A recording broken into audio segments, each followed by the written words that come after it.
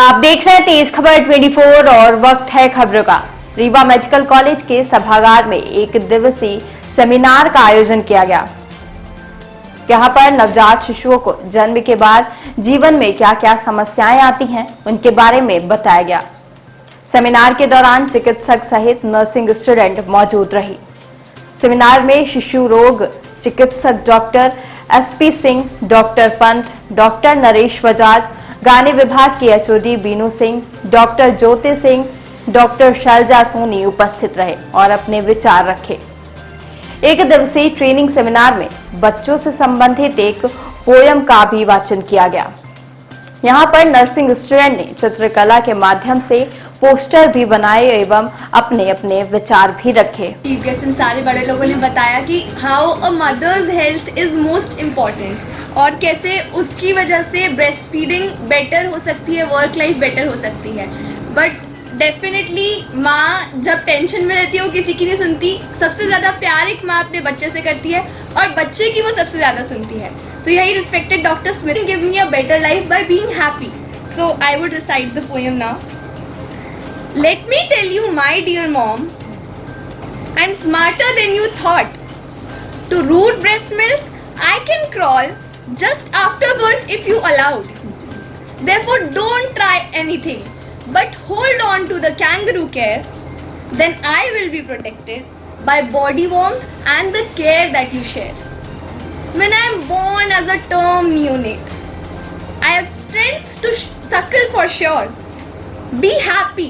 And then you won't ever face misery of lactational failure. जितने भी है जो आज की बात है, तो वर्किंग वुमेन के पास थोड़ा सा दूसरी महिलाओं से पैसा ज़्यादा है, तो उसको खर्च करना सीखो। देवताओं में एक देवता है कुबेर, वो धन के देवता है। पर कभी आपने ये नहीं सुना होगा कि उन्होंने इसको ये दे दिया, इसको ये दे दिया, ये दे दिया। किसी कभी सुना क्या? कुबेर नाम के देवता, बाकी सारे देवी देवता जो हिंदुओं के हैं या दूसरे भी हैं, सब देते रहते हैं। पर जिसके पास खूब पैसा है कुबेर नाम का, उसको कभी अपन ने ये नहीं सोचा कि सुना कि कुबेर ने ये दान कर दिया। तो कुबेर जैसा न बनो। धन की 3 गतियाँ होती है। एक तो दूसरों को दे दो, दूसरा अपने ऊपर खर्च कर लो, अपने परिवार के ऊपर खर्च कर लो सारा, और तीसरा ये कि बचा के रख लो। तो बचा के रखने वाले कुबेर। ये निम्न गति है पैसे। और जब खर्च करना है तो कम से कम अपने लड़के के ऊपर तो खर्च करो। लड़की भी सर। हाँ, अपने बच्चे के ऊपर तो खर्च करो। और अपने बच्चे के ऊपर, अब नया न्यू बॉर्न है, नया बच्चा है, तो उसके घंटे के अंदर अगर सब बच्चों को माँ का दूध मिलता है और 6 महीने तक अगर माँ का दूध केवल दिया जाता है, बच्चे को, माँ को, दोनों को उससे खूब सारे फायदे होते हैं, बेनिफिट्स होते हैं। बच्चे को सबसे बड़ा फ़ायदा ये होता है कि उसको किसी भी दूसरे न्यूट्रिशन की ज़रूरत नहीं है। जैसे भारत एक गरीब देश है, गरीब देश में कोई भी बच्चे पे अगर दूध का खर्चा करेगा तो उसको इकोनॉमिक स्ट्रेन पड़ेगा, उसका पैसा वेस्ट जाएगा। माँ का दूध उसी टेम्परेचर पे आता है जिस टेम्परेचर पर उसको चाहिए। उसमें सब वो चीज़ें रहती हैं जो बच्चे को 6 महीने तक ग्रोथ के लिए ज़रूरत है, और उसके अलावा उसको पानी की भी ज़रूरत नहीं होती। केवल डॉक्टर यदि चाहे तो मल्टीविटामिन, विटामिन D की जिस बच्चे को ज़रूरत है उसको दे सकता है। उसके अलावा माँ के दूध के अलावा किसी चीज़ की ज़रूरत नहीं है। तो एक तो इकोनॉमिक स्ट्रेन वो बताता है, दूसरा जो बच्चा माँ को दूध पीता है उसकी ग्रोथ बहुत अच्छी होती है और उसका ब्रेन का डेवलपमेंट भी बहुत अच्छा होता है। आगे जाके वो ऊँचे ऊँचे पदों पर कार्य करते हैं। और यह IQ गाय के दूध से या फार्मूला फीड जो बोलते हैं डब्बे के दूध से कभी नहीं हो सकता, क्योंकि माँ के दूध में 2 ऐसे पदार्थ होते हैं, टॉरिन और सिस्टीन, जो कि गाय के दूध और माँ के दूध में नहीं मिल सकते, जो ब्रेन के डेवलपमेंट के लिए बहुत ज़रूरी है। इसके अलावा जिन बच्चों को माँ का दूध मिलता है उनको NEC करके जो बीमारी होती है, जिसमें पेट में इन्फेक्शन होता है, पेट फूल जाता है, आँख फूट जाती है, वो भी कभी नहीं होती। वो केवल उन्हीं बच्चों में होती है जिनको ऊपर का दूध दिया जाए। इन्हीं बच्चों में लेट ऑनसेट जो बीमारियाँ हैं, जैसे डायबिटीज़ है, हाइपरटेंशन है, मधुमेह हो गया, हाइपरटेंशन हो गया, ब्लड प्रेशर बढ़ा हो गया, हार्ट अटैक हो गया, ओबेसिटी हो गई, वजन ज़्यादा बढ़ना, ये सब बीमारियाँ नहीं होती।